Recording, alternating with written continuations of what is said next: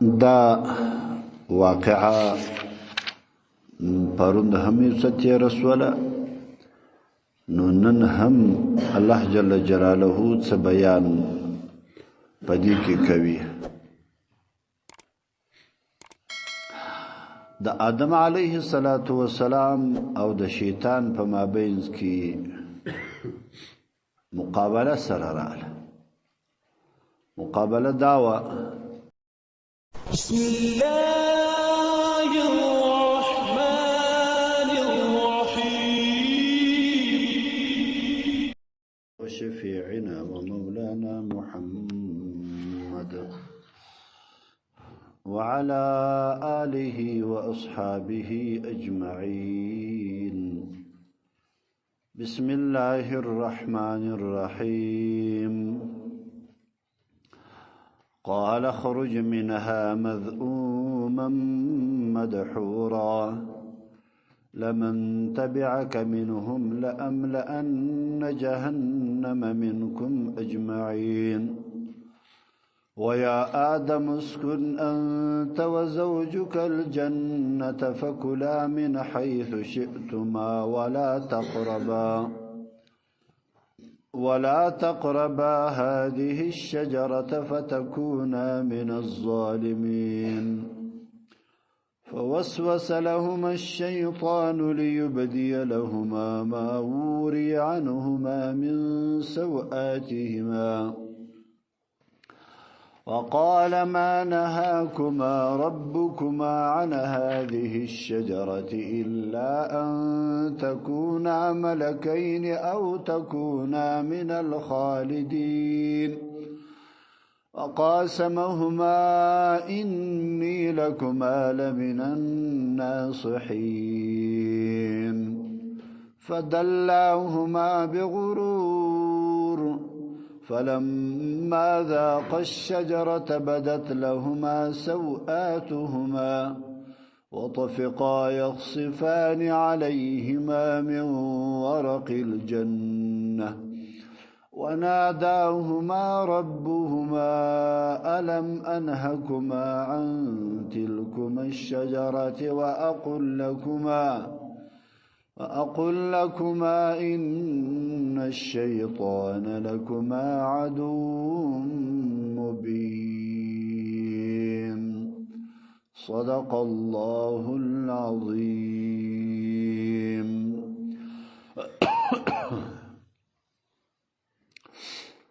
دا واقعا پرون هم ستیه رسوله نو نن هم الله جل جلاله څه بیان پدې کې کوي. د آدم علیه السلام او د شیطان په مابین کې مقابله سره رااله. مقابله داوا چې آدم علیه السلام د الله په تابعداري کې اگر علی د الله جل جلاله تابعداري شروع کړله. شیطان مقابل ورسره ودرېد. شیطان د الله جل جلاله دشمنی په مخ راواخیستله او یا د آدم علیه السلام دشمنی راواخیستله. نو شیطان خو یواره هغه عمل وکړي چې آدم علیه السلام ته سجده نه ولګول. اوس خبره پدې کې ده آدم علیه السلام ته الله جل جلاله دا فرمایله چې ته او ستا بیبي حوا رضی الله تعالی عنها نو تاسو په جنت کې استوګن شروع کی. نو دوی په جنتو کې اوسېدله او شیطان به هم دلی شاوخوا ورته ګرځېدی. نو بیا دا شیطان دا وسوسه ورواچوله د دوی په زړو کې. اوس دغه وسوسه بعضو روایاتو کې خدای سه هم راځي چې دغه وسوسه چې هغه و د شیطان په ذریعه باندې هغه دغه و مار ته وسوله د مار په ذریعه باندې بیا و آدم علیه السلام ته وسو نو معنا دا و چې د جنت څخه دی بند شو نو بیا د مار په واسطه باندې دیو جنت لره ورواوشتي نو و آدم علیه السلام ته چې دی هغه دا وسوسه پزړه کې یا الته ورته ویل چې دا عمل وکړه او الله جل جلاله دا ورته ویلی و چې دغه د غنم دانه چې د مخره نو دا جنت کې هوسیږي بس دا جنت تاسو د پاره خو اصل فیصله دا و چې د الله جل جلاله دا تقاضا و چې دغه انسانیت پرمځکه باندې پیدا شي ځکه جنت هغه د زیږیدنې ځای نه و یا مثلا هغه د ناپاکۍ ځای نه و نو په دې وجه باندې الله جل جلاله دا هم تقاضا و چې د وسوسه ودته د شیطان په ذریعه باندې راشي او آدم علیه السلام ذکر راشوسی نو دا تولد و تناسل دا بیا پر دمزکه باندې شروع شي بیا به انسانیت مختروان وي در قیامت پورې ځکه جنت خو زید تولد نه دی نو په دی وجه باندې نو الله جل جلاله نو دا ابلیس خو په دې باندې خبر و الله جل جلاله چې دا وسوسه ور اچوي خو الله منع کوي هم سو ځکه دغه وسوسه ور اچون کې شیطان دا په چا په ذریعه خو الله جل جلاله غوښتل کنه نو خو الله دا هم غوښتلې سواله چې آدم علی السلام پیدا کوي سي او جنتو ته بیا وای سي نو شیطان نشي جن منع کوي لیکن خدا دا الله جل جلاله تقاضا و اوس دلته شیطان وسوسه ور واچوله ورته ویل چې دغه درخت چې د چې تاسو الله جن منع کړی است دی کی زه خبره درته کوم څنګه ولیا بدایسي چې کوم دغه دانه د غنم و خوړله دغه درخت مخورک وکي یا به ملک وګرځي نورانی مخلوق ملائکه وي بسې بیا په دې جنت کې وسیږي او یا بدایسي وی چې هغه به باقا به وتاست الله جل جلاله در کې مرګ به پر تاسو باندې ناراضي معنا انسانان بیاست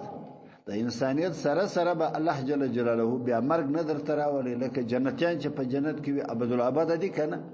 نو دا رقم بیا تاسو هم یاست نو د غنم دانه و خوړله سوال دلته اوس دا پیدا کیږي چې آدم علی السلام ولې دا عمل کاوه الله جل جلاله خدا ورته ویلی و چې دا د غنم دانه مخوره هیریدل خو ځان ته موضوع ده چې یا هی رسول یا نسول هی هغه خو ټیک خبره ده لیکن آدم علی السلام ولې دا عمل کاوه سوال دلته دا واردېږي په دې خو سر خلاص شیطان ورته ویل چې دا وخوره الله جل جلاله ورته ویل چې میخوره دوس خو نو تم دا سوال کوي سم دا سوال کوي سم چې آدم علی السلام ولې دا عمل کاوه نو علما دا وایي وی آدم علیه السلام خو حارس پر عبادت د الله جل جلاله حرس ورسره نو د ملائکه سره چې دی هغه حرس نو سر مخلاصیش ملائکه کې حرس د دنیا نسته د آدم علیه السلام سره خوراک ورسره فرشتو خوراک نه کاوي په دې خو سر خلاص وکنه اوس پرشتي چې په جنت کې دي یا په مځکه کې دي یا په اسمان کې دي یا په هر ځای کې چې دي خوراک نه کوي خوب یې نشته د دوی خوب خوراک ټوله سبحان الله الحمدلله لا اله الا الله ټوله بس دا ټوله ورځ ټوله شپه بس په عبادت د الله جل جلاله دي نو آدم علی السلام چې دا فکر وکړي چې پرشتي خوراک نه کوي او موږ خوراک کوو نو د دغه د عبادت و طرف ته شوق ډیرو ول دغه یو غړي چې د ز په خوراک باندې ځان اخته کوم یا وږي کېږم یا تږي کېږم کنه یا ستړي کېږم نو دغه په خاطر به زه د غنم دانه وخورم نو به مې دا ستړیا او خوراک او خوب هر څه به مې ولاړ شي نو صرف د الله عبادت وکوم دا یو او دویم دا دی چې جنت ته سړی داخل شي نو هلته خو بیا نه لوږه سته نه تنده سته نه خوراک سته نه خوب سته هېڅ هم نسته نو چې الله جل جلاله یې د همیش دپاره هغه دی په دې جنت کې نو د دا فکر وکړي چې اوس خدای سیم لکه یو میلمه غوندې یو عارضې ته ورغلی نو که مې دا دانه وخوړل د همیش دپاره به جنتي سمه هم به د دې شانو خلاصم بیا به صرف د الله عبادت کوم نو د ده په خاطر باندې چې دا صرف عبادت د ده مقصد و نظر و نو دی راولاړ شو د غنم دانه یې وخوړله په دې خاطر باندې نه چې د الله نافرماني کوله سر هم به خلاص و که نه دا خو ډېره ښایسته وجه علماو دا ذکر کړی د قربان تر علماو که نه هغو دا ویلي دي د علماو مفسرینو چې دا ملایکو کې کمالات ډېر پروت دي استغنا د بشریت څخه لیرې ده شوق و هیڅ شي ته نه کېږي نه یو خوراک ته کېږي نه یو څښاک ته کېږي نو کمالات ډېر پکښې کې دي نو په دغه وجه باندې ده دا ډېر ثواب و ځان ته راکشوي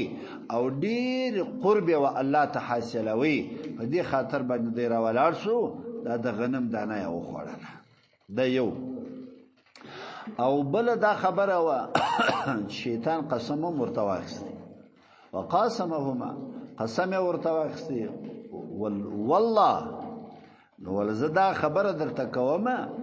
چې تاسو کې دغه دوه کماله به راځي یا به ملایکې تاسو ګرځي یا به د همیش دپاره په دې جنت کې سئ تر دغه زمانې پورې تر دغه وخته پورې په درواغو باندې قسم چانو واخستی دا اولنی قسم د درواغو و چې شیطان هغه آدم علیه السلام ته دا د درواغو قسم واخستی نو علما وایي نو اول شیطان دا د درواغو قسم واخستی د آدم علیه السلام په اولادو کې هم دا د درواغو قسمونه وسراله هغه عادتونه پکښې کراله نو دغه ډېر خلک داسې وي د درواغو په قسم باندې باکله نه کوي پوهېږئ که نه نو دا یو خطا ایستل وه او بیا یې ورته وویله شیطان څه ورته ویله ورزه خو نو ستاسو در مخ هم پیدا سوی یم ستاسو زه ډېر در مخ او یقیني ډېر تقریبا علما دا ذکر کوي وی 6,00,000 کاله 6,00,000 کاله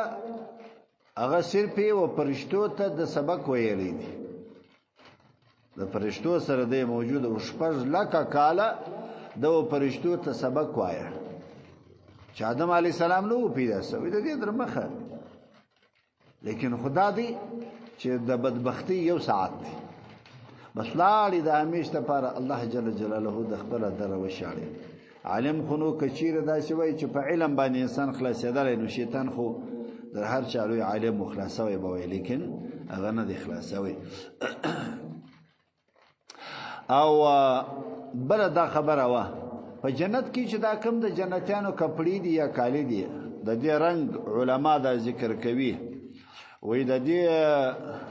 رنگ داسې دی چې هغه د دغه نوک د رنگ په مثل باندې دی دا نوک نه دی د انسانانو دا د ګوتې نوکان چې دي نو په دغه د نوکانو په شکل باندې دا د جنت کالي وه چې په دوی باندې اغوستل سوې وه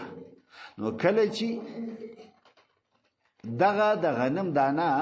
آدم علیه السلام او بیبي حوا رضی الله عنها وخوړله نو هغه کپړې د دوی څخه شوس ولې نو شوس ولې صرف دغه یو نشان په دې انسانیت کې پاتې شو دا بشریت کې معنا د آدم علیه السلام په اولاد کې دا یو نشان صرف پاتې شو و دې ته دی وی انسان ګوري او دا شنوي چې بیا وي خطا جنوسي وی دغه ځای ته دی ګوري په پېژه کنه نو دا نوکانو ته چې وي سړی وګوري نو هغه واقعه به ورته پیادېږي نو بیا به د شیطان په کول باندې نه کوي آدم علیه السلام او بیبي حوا رضی الله تعالی عنها محمد ابن قیس هغه دا وایي چې الله جل جلاله نار کړل و آدم علیه السلام ته چې یا آدم لما اکلت منها تا ولې دغه درخت څخه خوراک وکړې پښتنه ورڅ کوي او وقد نهیتک ما تمنع کړی هم دې د دې څخه چې دا مخره قال و آدم علیه السلام ورته یا رب اطعمتني حواء ومات حواء رضي الله عنها ویل چې وخوره آدم علیه السلام ډیر اصرار پر دې باندې و چې نه وخوري لیکن خو د حواء رضی الله عنها حرص کوشش پر دې باندې و چې وخوري په یوه کنه بیا وحواء رضی الله عنها ته الله جل جلاله ویل چې لما اطعمته تاولي ودت دغه د غنم دانه ورکړه نو قالت امرتني الحيه وما تمار ويله حواء رضي الله عنها وما تمار ويله چې ويخره ومارته ويله چې لما امرتها تاولي امر ورته وکي ودي حواء رضي الله عنها ته هغه ورته ویل چې ماته ابلیس ویل شیطان راته ویل نو اول شیطان و مارته ویل مار و حواء رضی الله عنها حواء رضی الله عنها و آدم علیه السلام دا سلسله دایس سوال معنا د غمار شیطان حواء او آدم علیه السلام دا څلور سره په دغه علاقه کې موجود و نو الله جل جلاله ورته فرمایل اما انت یا حواء ولتجيه ای حواء رضی الله عنها که څنګه چې دې درخت ته نقصان ورساوي نو په هر میاش کې به وتا ته نقصان درسیږي په هر میاش کې به وتا ته نقصان درسیږي نو دا نقصان سوچ ګوره هر میاش کې د حوا پر لونو باندې هر میاش کې لش به نه جوړی راځي دا د هغه حوا رضی الله عنها دا هغه وجوه نو وسه پلونو کې هم دا موجوده سواله او یو بل خبره دلته په ذهن کې رااله دغه صفا او مروه نه ده صفا او مروه دا خو بیبي حجره رضی الله عنها پر دغه ځای باندې زغستلې کړې دي د یو غره څخه د صفا څخه تر مروه پورې د مروه څخه در صفا پورې نو تقریبا دا شي دا یو غر بل غر په مابین کې 1 کیلومتر اندازه به وي دا دومره تکلیف لري دومره انسان ستړی کی چې به انتها ډیر ستړی شي دا خلک بدلته به د دیوالو ته ناس و ډیر بستړي سوله خواران موږ به خپل وو چې 2-3 واره براو ګرځېدل اخر به موږ شو غسر کې خلاص ول بیا به یو ګړی کې نستول دیواله ته څنګه به موالي ځانونه به مو وساکړل بیا براولړېدل نو حالت په صفای کې مدا ذهن کې داراله بی حاجره رضی الله تعالی عنها چې کله پر دغه د یو غره صدر بل غره پر کله او راکله ستړی سواله د الله جل جلاله خوا په باد سواله ول ای بی حاجری چې ته دومره ستړی سولې نو ستا بچان چې دا ورسته را روان بني آدم دی ټول به پر دغه ځای باندې ځای وارستړي کوم دا ستا دغه ستړیا دا به در قیامت پرې دلته پاتې وي او یقیني در قیامت پورې به دغه ستړیا پر دغه ځای باندې موجوده به وي چې هر څومره طوافونه به موږ وکړل هغه طوافو باندې دومره نه ستړي کېدل لیکن یو واري صفا او مروه چې به مو وکړل د ټول عمر کسات به رسو شي دا چې ستړیا یې درلودل دا چې شو وجوه دا د بیبي حجره رضی الله عنها وجوه نو دا د بیبي حوا رضی الله عنها چې دا کومه نه جوړي و دې ته ور پیښه ده نو د دې په ټولو لونو کې الله جل جلاله در قیامت پورې دا پیدا کړل سره هم خلاص وکنه دا یو و مارتی ویلا ولتا خو په دې کې شرکت کړی دی نو مخکې د مار پښې درلودلې الله جل جلاله ورته ویل ولفاقطع قوائمك زبستا بشي در پرې کومه نو پتمشین علی وجهک وسيش خد رأسك من لقيك ویا هر څوک به بستا پر دا سر باندې وي چې څوک تا وویني دا بستا سزا وي او سمجھ دا رقم کو کنه مر پر دا سر باندې وو کنه وو هر څوک پیدا کاله پر دا سر وو پر دا سر به چپ سره واخ درګي به سره واخ خلاص به سره واخ نو شی ور پرې کړل د مار هغه وجه هم دغه و چې دغه حوا رضی الله عنها ته دغه وسوسه وراشوله او شیطان ته دا ویله والفملعون المدحور تبا د الله د رحمت ازما د رحمت څخه به تلینی او د قیامت پورې په تپا لعن او تعن کې به پرتاب لعنت باندې اوريش نو دغه د دوی هغه واقعه او ادم علیه السلام چې کله د غنم دانه و خوړل هغه کالی د دوی څخه شواسوله نو در داوسه پوری د دوی وې در دغه وخت پر یو د بل دوی د عورت نو سره لیدلې نو چې کله دا کپړې شواسوله عورت ویل دي عورت سره معلوم سو نو چې معلوم سو نو ادم علیه السلام منډه واخیستله چې منډه واخیستل د دې لپاره چې دغه د جنت د درختو پانی د زیتون د درختي تین چې ورته دغه انذر و تین و زیتون تین و د انذر ته ویل کیږي انذر خو پیژنې او د انذر بلګونه کتا سوري دلی د غټ وی کنه نو دغه د انذر بلګونه پر ځان باندې دا مشلواله د عورت په پټوي زغاستي نو مختوي یو درخت ورتراله درخت چې ورتراله دی په دې درخت کې پساوسو ویشتیانه پکښ بند سواله دا د سر ویشتیانه پکښ بند سول دی بند نو چې ویني وي نو دا و دې درخت ته ویله ولې لمکه الله جل جلاله ژغ پر وکي ولیا آدم چیر زغله اتفر مني زما څخه تیشته کې زما څخه هیڅوک نشي تشته دالای دور تو ویله لا یا ربي ولكن استحييتك ولیا الله استاسه تشته نکوم لیکن استاسه شرمي شمه دې شرم په خاطر باندې چې عورت لڅدي په دې خاطر باندې استاسه یا الله زغلمه د تیشت خاطر مې نه دی کړی د شرم خاطر راته ودره دي شرمېږم نو دا د عورت لڅول د انسان د پاره دا ډیر لوی عیب دی او که تاسو فکر کړی وي یا د دنیاوال چې دا وایي دوی د بشري حقوق دغه بولی چې انسان څومره لڅوي څومره عورت د ښکاروي دا دوی بشري حقوق بولی ځکه خود دغه واقعه و دوی ته په مخ باندې ورزي دوی خدا قرآن مطالعه کوي حدیث مطالعه کوي دین اسلام مطالعه کوي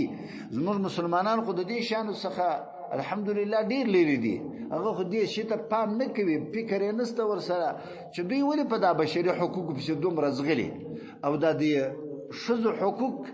دا لڅوالي د شذو ولې دوی غواړي چې لڅ مخ دوی د باندې راو بس وجه امداد سرهم بخلاصي لیکنه چې کله شرم د انسان څخه ولاړي به خو هر څه تباہ او برباد شول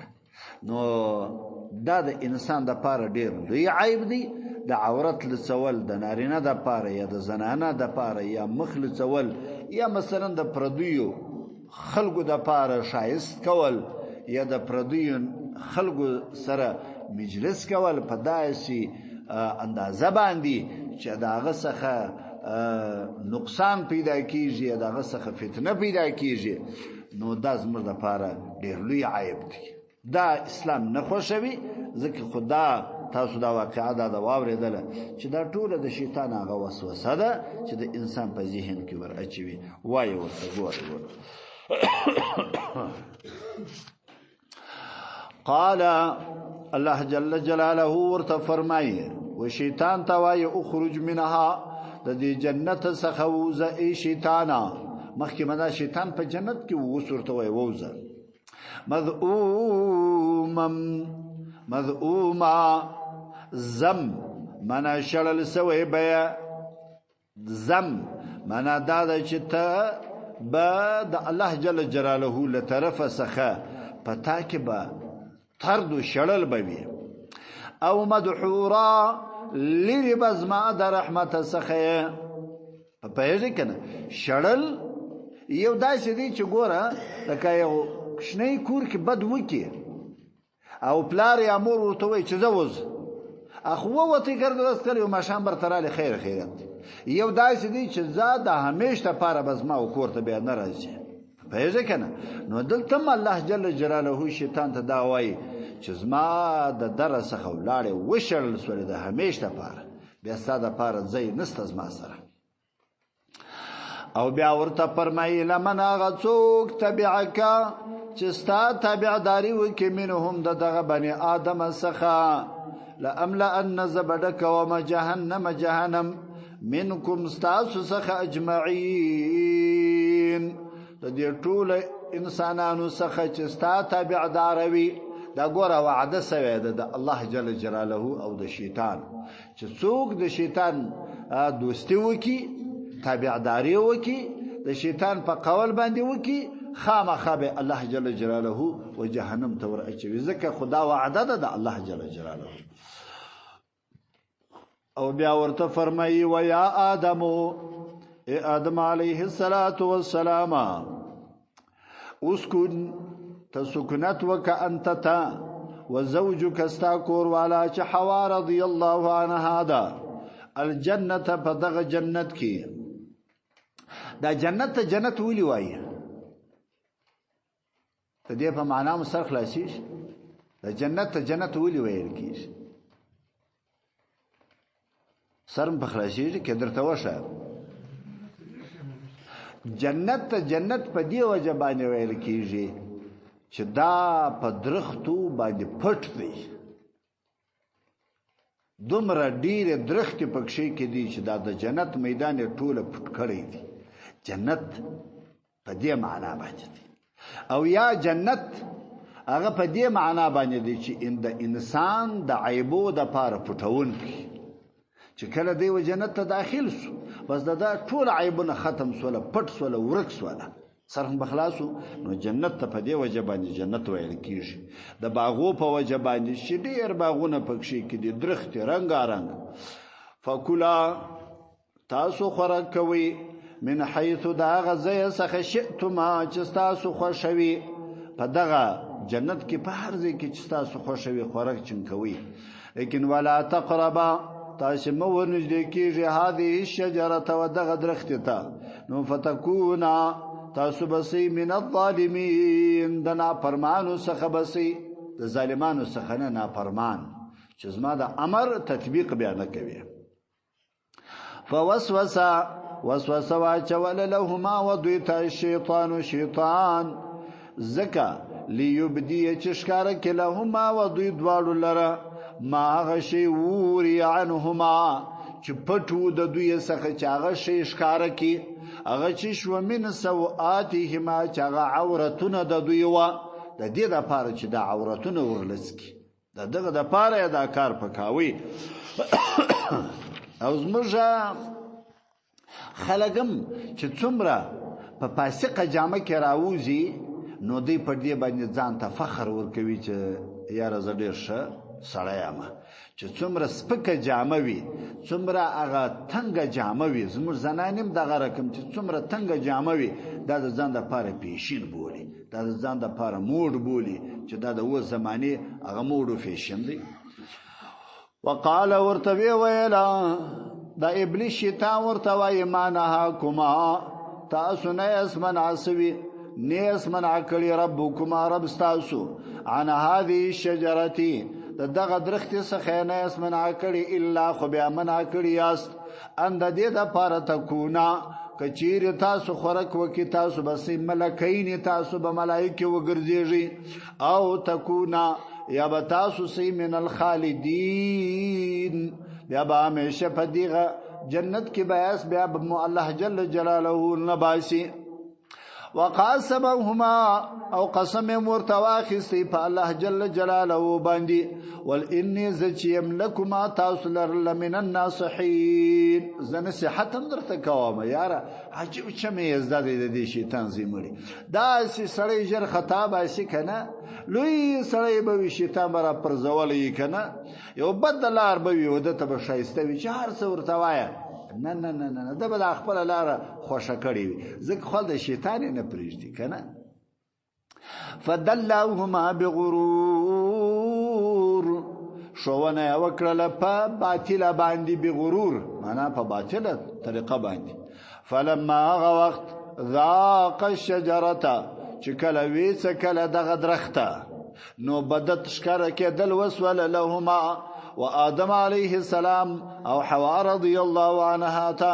سوآتهما هغه عورتونه ورته ښکاره سوله عورت یو د بله به ښکاره سو جامه توی سوله جامه ختمه سوله نو دوی یو د بله وشرمېدله سره وطفقا او دوی شروع وکړله یخسفاني چې دوی مشلیدل کوله علیهما پر دې خپلو عورتو باندې من ورق الجنه هغه د جنت د درختو بلګونه چې هغه د انځر وه که نه دا نو په یاد ساتئ نو یو څوک پوښتنه درڅه وکړي چې آدم علیه السلام په چیش باندې ځان پټ کړي موږ ورته وایي چې د انځر د درختو په بلګو باندې وناداهما او ناره وکړله و دوی دواړو ته ربهما رب د دوی ورته وایي الله جل جلاله الم انهکما ایا ما تاسو نه واس منع کړي عن تلکما الشجره د دغه درختې څخه واقول لكما او تاسو ته مو ویلې وه چې ان شیطان په تحقیق سره شیطان چې دی لکما ستاسو دپاره عدو مبین ښکاره دښمن دی درته ویلې مو وه قال دوی ورته وویله ربنا ای رب زموږ ظلمنا موږ ظلم کړی دي انفسنا پر خپلو ځانو باندې ظلم وکړي ظلم دا وایي چې دا ستا خبره مو نه واورېدله وان لم تغفر لنا کچیرې ته به موږ ته بخښه ونه کړې وترحمنا او پر موږ باندې رحم ونه کړې نو لنکونن خامخا به موږ سو من الخاسرین موږ به تاوانیان سو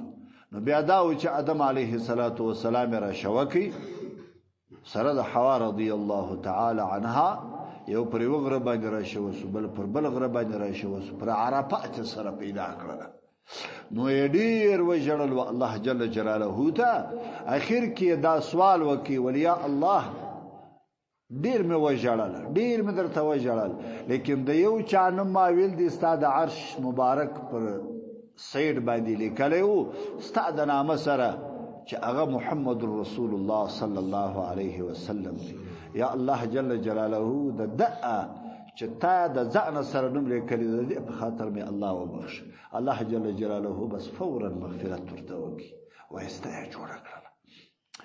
قال الله جل جلاله ورته فرمایي اهبطوا شوسي بعضكم اهبطوا منا آدم علیه السلام و حوا رضی الله عنها شیطان و مارو دا ټول یې را شوه کړله که نه ولبعضکم بعض استاسې لبعضین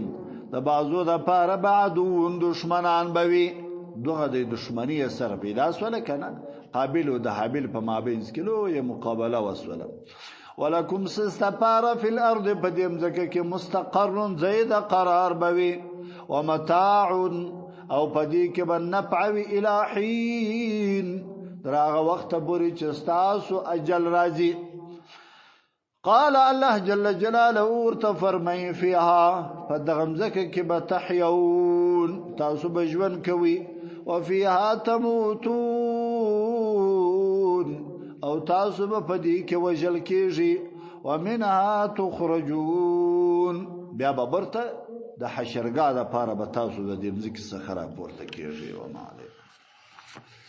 الحمد لله رب العالمين والصلاة والسلام على سيدنا محمد وآله وصحبه أجمعين اللهم ربنا تقبل منا إنك أنت السميع العليم تب علينا إنك أنت التواب الرحيم رب اجعلني مقيم الصلاة ومن ذريتي ربنا وتقبل دعاء ربنا اغفر لي ولوالدي وللمؤمنين يوم يقوم الحساب وصلى الله تعالى على خير خلقه محمد وآله